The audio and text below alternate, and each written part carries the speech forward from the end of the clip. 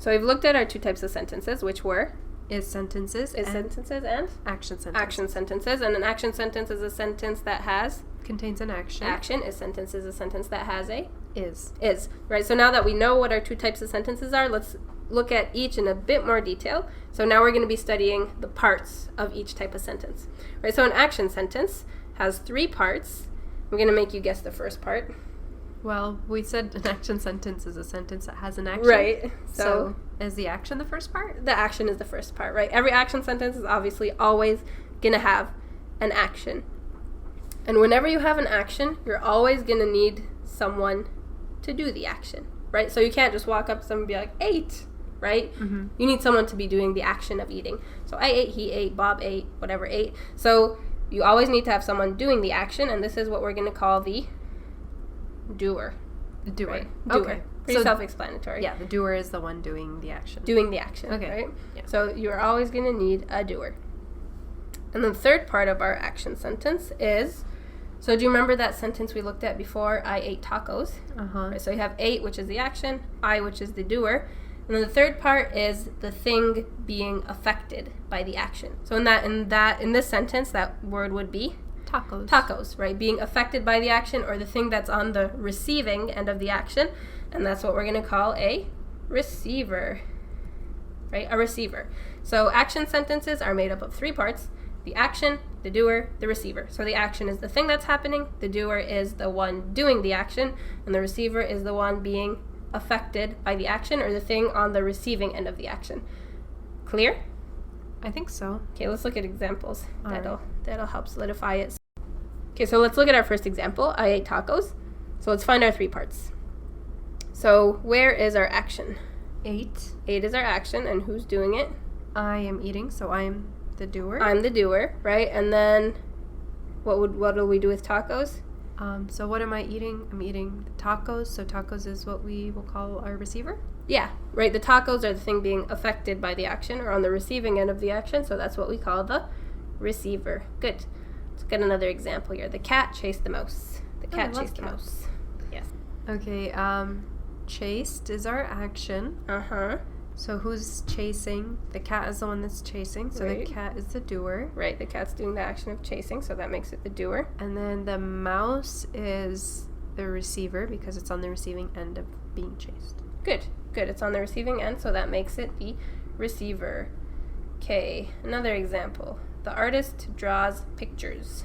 Okay, so we have action, draws. Draws is our action. The artist is the one that's drawing, so Good. that's our artist is our doer. Mm-hmm.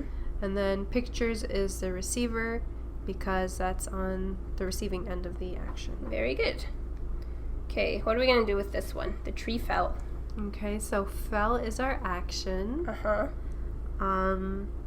Well, the tree is the thing that's doing the falling. Mm-hmm. So that's our That doer. makes it the doer. But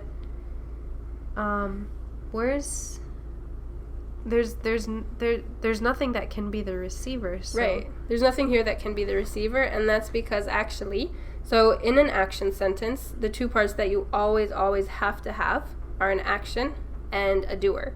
The receiver is optional, right? So not every action sentence will have a receiver. Oh. And this is an example of that. Okay. So the receiver is, But it's still considered a sentence? it's still a full sentence, right? The tree fell, right? It's conveying full thought, it's a full sentence, right? You don't necessarily have to have a receiver. All right. Okay, look at another one of those, right? The package arrived. Can you help me through this one? Arrived is an action, I know arrived is the action. and the thing that's doing the action of arriving is the package. Mm-hmm, so that makes is it the doer. the doer. And then what about our receiver? There is no receiver. There is no receiver, right? Because an action sentence doesn't necessarily have to have a receiver. It can have a receiver. Okay. Are we clear on action sentences or parts of an action sentence? Mm-hmm.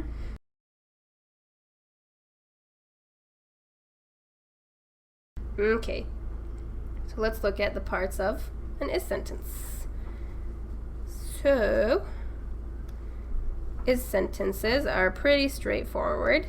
The 2 parts you have in an is sentence are the before is, and then you have the after is. I think that's pretty self-explanatory. Yeah, really, that's it? Yeah, that's Okay. all there is to it. So whatever comes before the is the before is. Whatever's coming after the is the after is. Okay. Right, so let's look at some examples. The soup is hot. The soup is the before is, hot is the after is? Right, so you have your is, and then soup is before is, hot is after is. Oh, that's it? That's it. Okay. Her cats are black. Her cat's before is? Where's the is? We said that R and M are derivatives of is. Good. So the R here is our is, and then before that we have Her cat's. her cats, so that's before is. Black is after. Black is after is. Straightforward.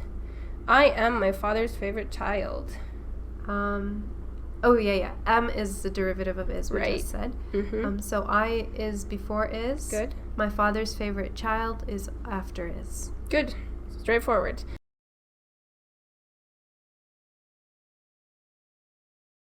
So we have our two types of sentences, action and is, parts of an action sentence. You have the action, you have the one doing the action, you have the one on the receiving end of the action. And then is sentences, you just have your before is and after is. All clear? Mm-hmm. Good.